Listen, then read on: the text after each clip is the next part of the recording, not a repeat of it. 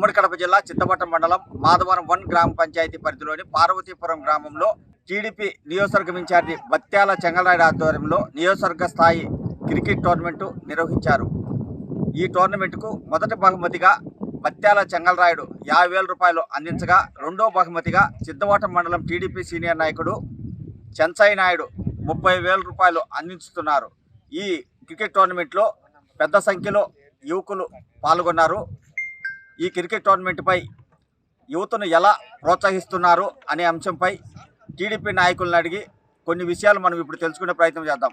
రాజంపేట నియోజకవర్గం సిద్ధవటం మండలం మాధవరం గ్రామ పంచాయతీ పార్వతీపురం నందు మెగా టోర్నమెంట్, నియోజకవర్గ స్థాయి మెగా టోర్నమెంట్ ఈరోజు ప్రారంభిస్తున్నారు. ఈ టోర్నమెంటుకు అధ్యక్షతన మన బత్యాల చెంగలరాయుడు గారి ఆధ్వర్యంలో ఈ టోర్నమెంట్ నిర్వహిస్తున్నారు.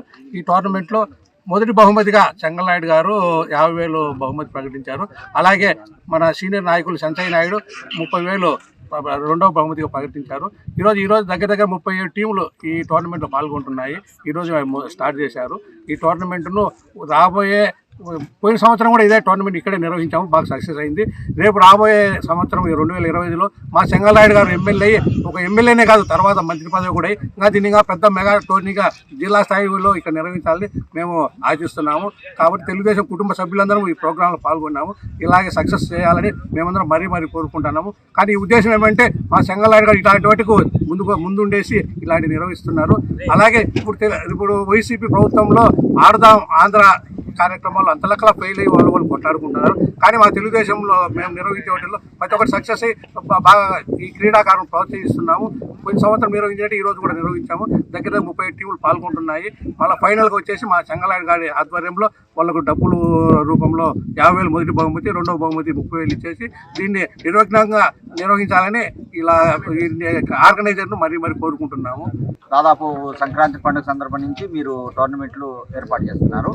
యువకులను అంటే క్రీడల్లో ప్రోత్సహించడానికా, లేకపోతే మామూలుగా రాజకీయంగా ఎన్నికలు దగ్గర పడుతున్నాయి కాబట్టి ఇలాంటి టోర్నమెంట్లు ఏర్పాటు చేస్తున్నారు? లేదు, గత సంవత్సరం కూడా మేము ఇక్కడ పెట్టినాం కదా, అప్పుడు ఎన్నికలు ఏం లేవు కదా.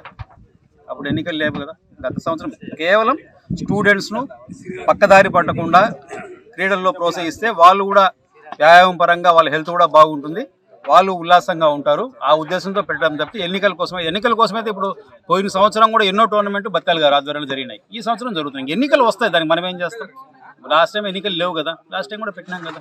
కేవలం విద్యార్థులను, స్టూడెంట్స్ను క్రీడల్లో ప్రోత్సహించడానికి తప్పితే ఇంకా వేరే ఉద్దేశం కాదు.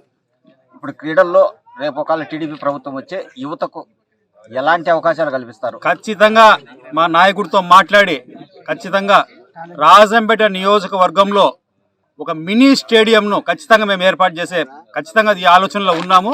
క్రికెట్ కోసం ఒక మినీ స్టేడియం, ఏ విధంగా కడపలో ఒక స్టేడియం ఉందో అదే విధంగా రాజంపేట నియోజకవర్గంలో ఒక మినీ స్టేడియంను బత్యాల గారి ఆధ్వర్యంలో, బత్యాల గారు రేపు ఎమ్మెల్యే మంత్రి అయిన తర్వాత ఎక్కడో ఒక చోట ఏదో ఒక మండలంలో, నియోజకవర్గ స్థాయిలో ఏదో ఒక మండలంలో స్థలాన్ని చూసి ఒక మినీ స్టేడియాన్ని ఏర్పాటు చేసే ఉద్దేశంలో మేమందరం ఉన్నాం. ఖచ్చితంగా బత్యాల గారితో మాట్లాడి తెలుగుదేశం ప్రభుత్వంలో మేము మినీ స్టేడియాన్ని ఖచ్చితంగా ఏర్పాటు చేస్తాం.